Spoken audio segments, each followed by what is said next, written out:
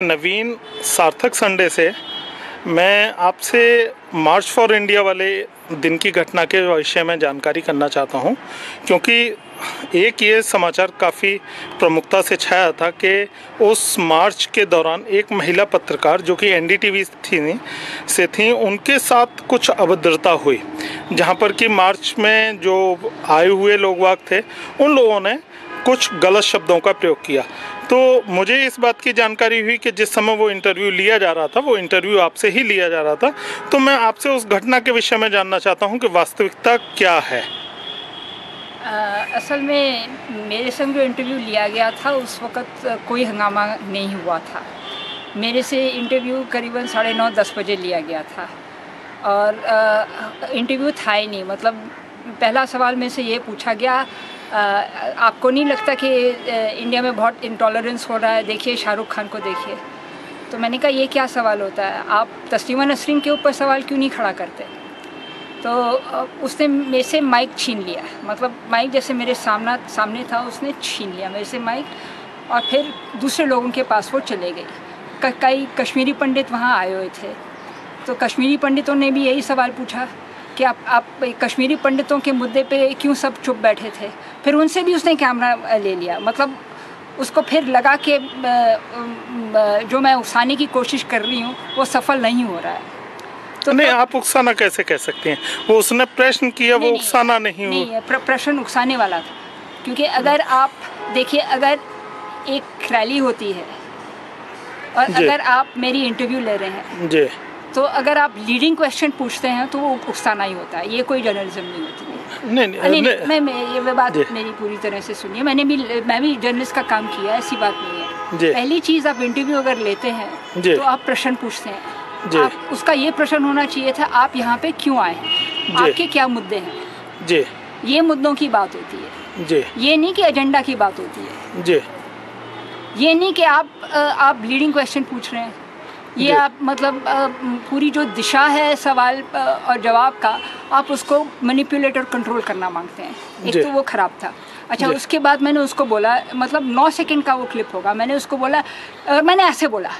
और जो रश्ती का सवाल था वो वहाँ भी क्यों नहीं, और मैंने ऐसा, क्योंकि उसने माइक में से छीन लिया था, तो मैंने ऐसे बोला। उसने, उन लोगों ने मेरी ये फ़ोटो इंटरनेट पे लगा दी, छिपा दी बिना ऑडियो के जी। और ये घटना जैसे मैंने हुई है, ये 9:30-10 बजे हुई है जी। और ये मतलब इंटरनेट पे डालते ही नहीं, अगर मैंने पहले इंटरनेट पे इंटरव्यू नहीं दी होती जी, तो ये घटना हुई है जैसे मैंने बोला 9:30-10 बजे जी। अच्छा, मैं तो चले गई वहाँ से। मैंने कहा इन लोगों से क्या बात करना, क्योंकि मेरे को तो पता है एनडीटीवी क्या है, उनका तो जो वो एजेंडा से लेके आते हैं। ये तो था नहीं कि उन्होंने अच्छी रिपोर्टिंग करनी है, ये तो था नहीं कि उन्होंने मुद्दे उठाने हैं, उन्होंने मतलब दोनों पक्ष पेश करने हैं। उस तरह की विचारधारा तो है नहीं जी। मैं तो उनको दलाल मानती हूँ, मैं तो सीधी कहती हूँ वो दलाल हैं। और जिस तरह से वो कर रहे थे, वो तो दलालगिरी कर रहे थे। बाद में किसी से पूछने लगी, मतलब कोई वंदे मातरम का नारा लगा रहा था, कोई भारतीय झंडा फैला रहा था, उनको ये कट रहा था। तो जाके बहुत सारे नौजवान लोगों से ऐसे सवाल पूछने लगे, अच्छा मोदी ने तुमको कितना पैसा दिया? ये कोई सवाल होता है जी? ये कोई मतलब ये जर्नलिज्म होती है? और खैर बाद में करीबन 4-4:30 बजे वो और उकसाने लग गई, सबके पीछे पड़ गई जी। मतलब, लेकिन 4-4:30 बजे तक तो प्रोटेस्ट हुआ ही नहीं है। ये तो कार्यक्रम ये जो 4-4:30 3 मतलब अनुपम खेर के आने से पहले जी, मतलब ये काफ़ी लेट हुआ था, क्योंकि मैं घर गई होंगी 4-4:30 बजे, तो ये हुआ होगा शायद आधा 1 घंटा पहले। तो मान के चलिए 3 और 4 के बीच में, 3 और 3:30 के बीच में। नहीं, समय जो जहाँ तक, चूँकि उस कार्यक्रम में मैं भी था और जहाँ तक मेरी अपनी जानकारी है, ये शायद 2 बजे तक तो प्रोग्राम ही पूरा ख़त्म हो चुका है। नहीं, अनुपम खेर आए थे, आप वहाँ नहीं, अनुपम खेर आए हैं कार्यक्रम में, अनुपम खेर आए हैं, उन्होंने स्पीच दी है, उन्होंने ये कहा है। हाँ, तो ये कार्यक्रम, ये तो 12 बजे के आसपास की बात है गीती जी। ये बात की बात है। नहीं, क्योंकि उसके बाद तो राष्ट्रपति भवन जाना हुआ, राष्ट्रपति भवन में जाके विज्ञापन, भवन के बाद ही तो ये सब हुआ। ये राष्ट्रपति भवन के बाद में हुआ है, मतलब जब वो राष्ट्रपति भवन से लौट आए हैं तो उसके बाद ये घटना हुई है। अच्छा। और फिर वो लोगों को और उकसाने लग गई। हम सारे खड़े हुए थे, चाय पी रहे थे, तो सबको कहने लगी सारे आप मोदी के गुंडे हो, मोदी के गुंडे हो, मोदी के गुंडे हो। हाँ। तो लोगों को बड़ा गुस्सा आया और मैं उनमें नहीं थी जी, लेकिन हम सबको बोला मोदी के गुंडे जी। तो तब लोग नारा लगाने लग गए कि एनडीटीवी तो दलाल चैनल है, ये है, वो है। और नारा लगना भी चाहिए क्योंकि अब लोगों का खून खौल रहा है। नहीं, आप मत बोलिए, क्योंकि अगर आप असत्य बात करते हैं तो कड़का जवाब लगना चाहिए। नहीं गीती जी, कड़का जवाब लगना जी जी, मैं इस बात को आप झूठ क्यों बोल रहे हो? आप लोगों को क्यों कह रहे हो मोदी की गुंडी लगती है? दूसरी चीज, अगर मेरे को गुंडा कहना है कह लो, जो मेरे को कहना है कह लो। आप प्रधानमंत्री मोदी का नाम क्यों ले रहे हैं? आप मीडिया चैनल है, आपके अंदर आपका भेजा फ्राई है क्या? और आप क्या सोचते हैं कि आप सबके ऊपर आरोप लगाते हैं और अपना आरोप जो है, जो भी ये लोग, इन लोगों ने गुंडागर्दी की है, ये लोग सरासर गुंडे हैं, कह लीजिए ये लोग सरासर गुंडे हैं। जो मर्जी आए छाप देते हैं, झूठ मूठ सब कुछ छाप देते हैं। इनका यही मकसद था कि किसी तरह जो मतलब एम्बियंस था, जो एटमॉस्फेयर था, उसको बिगाड़ना था, उसको बिगाड़ना। लेकिन आपको एक चीज़ नहीं लगती है गीती जी कि ठीक है, मान के चलिए कि आपके पक्ष को सत्य माना जाए, लेकिन हमारा विरोध एक पत्रकार के साथ, हमारी अपनी एक मर्यादाएं तो होनी चाहिए। यदि हम किसी यदि उसको कोई वैश्या कहे या दलाल कहे, ये शब्द कहाँ तक उचित होंगे? प्रेस्टिट्यूट कहा है, मतलब प्रेस के दलाल है, ये थोड़ी बोला है कि मतलब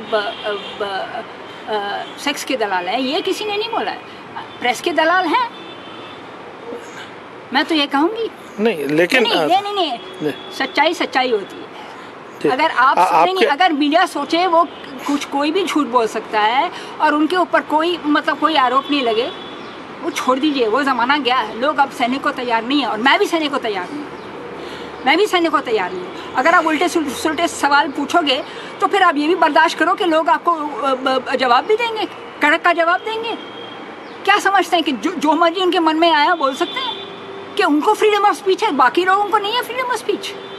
क्या सोच रखा है लोगों ने? जब ये घटना हुई और जिस तरह से समाचार में ये खबर आ रही थी, तो क्या उस समय आपने किसी भी तरह से अपने ये विरोध दर्ज कराया कि ये जो घटना टीवी चैनल्स पर चल रही है वो ठीक नहीं है, गलत है?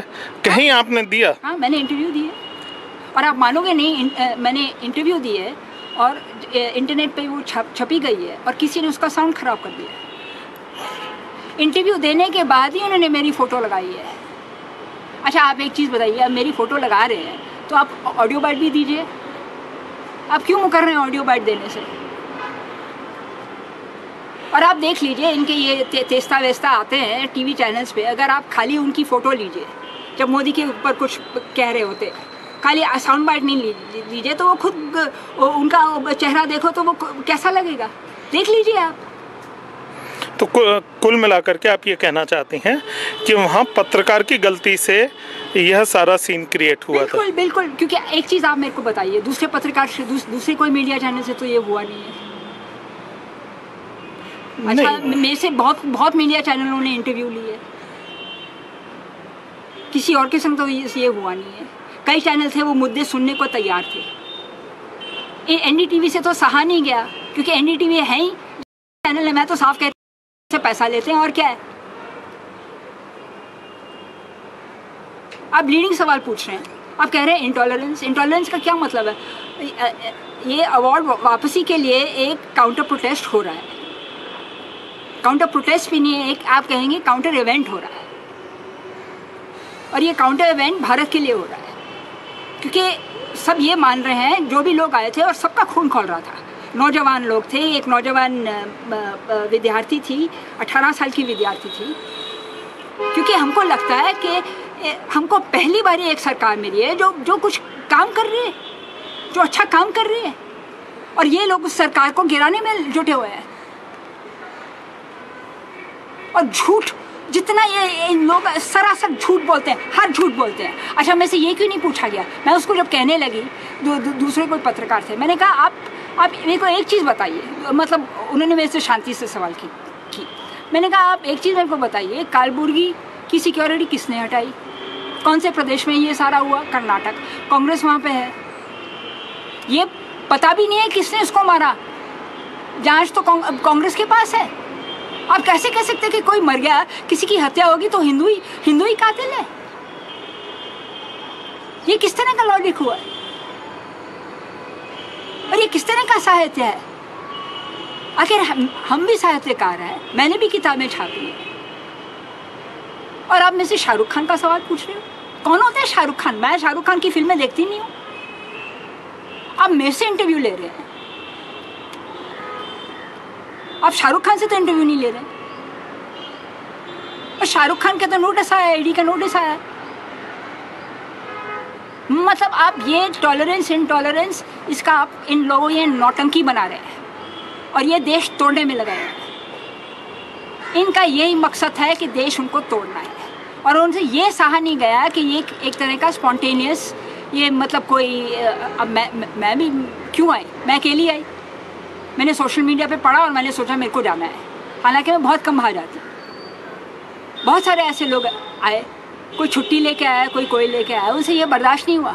मैं वहाँ पे थी, मैं 9:15 से 4:30 बजे तक थी, और कार्यक्रम के बाद भी करीबन 100-200 लोग जमे हुए थे।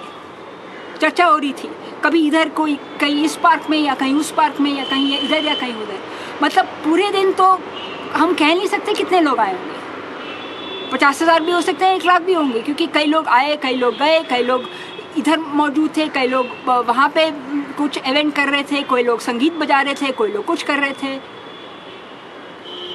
तो रिपोर्टर का फर्ज बनता है सबसे सवाल पूछना, कितने लोग आए थे, उनके क्या मुद्दे थे, किस वर्ग से आ रहे थे, क्यों आ रहे थे, क्या सबको लग रही थी, ये सवाल होते हैं। आप लीडिंग क्वेश्चन से थोड़ी आते हैं। ये कोई सवाल होता है आपको कितने पैसे दिए गए?